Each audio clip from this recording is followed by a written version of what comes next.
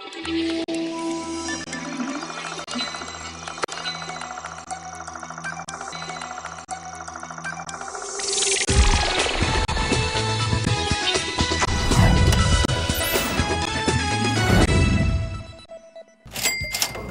Sabado morning sa ating mga swakistas worldwide. Ako po si Babian, ang inyong business buddy.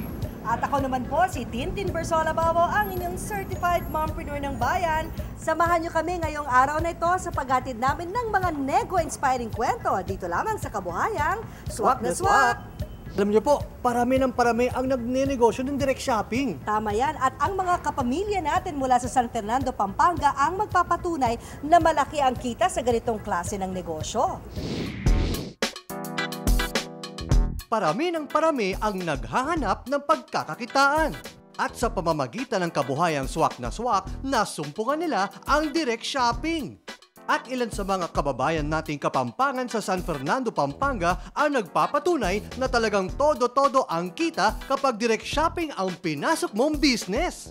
Nung maging distributor na kami, tuloy-tuloy na yung pagbebenta namin, kaya nag-decide ako na mag-resign sa trabaho para makapag-concentrate dito sa direct shopping. Pero hindi tinanggap yung resignation ko, gawa ng kailangan din nila ako dun sa trabaho. Pagbukas na kami ng sarili naming tindahan, doon na pumupunta yung mga namin ngayon, yung mga dealer tsaka agent. Alam ko dito sa direct shopping, kung sarili mo yung negosyo, mayroong jackpot eh. Pero pagka empleyado ka lang, kung ano lang yung sweldo mo, yun lang ang darating sa'yo, naka-fix lang. Pero pagka may negosyo ka, mayroong posibilidad, pagtatrabahuhin mo talaga, makukuha mo yung goal mo. Dagdag negosyo naman ito para kay Vilma. Iba kasi ang maging wais sa panahon ng krisis. Sa ngayon, mayroon na kaming sariling negosyo, pharmaceutical siya at medical supply. Naghahanap pa ako ng isipang negosyo na hindi lang para sa akin. Napanood ko nga siya sa Kabuhayang Swak na Swak. Tapos yung most viewed business feature nila is direct shopping. Sinubukan ko muna sila. Garantisado. Di kalidad talaga. Pwede silang isabay doon sa mga mamahaling nabibili sa supermarkets, pati sa mga imported goods. Ito talaga yung negosyong pwedeng i-partner. Happy din si Irish dahil kahit meron siyang present job, nasisingit pa niyang magbenta ng mga home care, personal care, hardware at house care products ng direct shopping.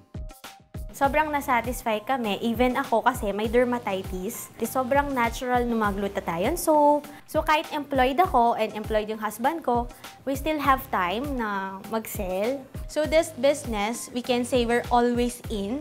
Kasi sa mga products niya, even sa bahay, syempre gagamit ka ng ilaw, spray paint. And now meron pa nga bago. We have these utensils. Malapit ng mag-Christmas. Sa direct shopping, actually wala itong membership fee, walang franchise fee. Dito sa amin, ang ROI mo, depende sa tao. Kung ikaw ay mabilis din ang ROI mo. Actually, it can be done in one day. Dahil may mga bumibili dito sa umaga, pagdating ng hapon, na ibenta natin ang produkto, hawak-hawak ng tubo. We would like to invite everybody na dito sa direct shopping. Dahil dito po sa Pilipinas, napakarami pang lugar na available para magnegosyo kayo.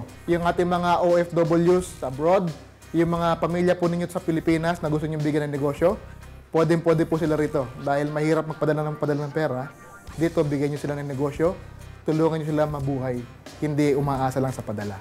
Kaya direct shopping, manakita na ka, makasal ka pa, Makiabeta na. direct shopping, a proven business opportunity.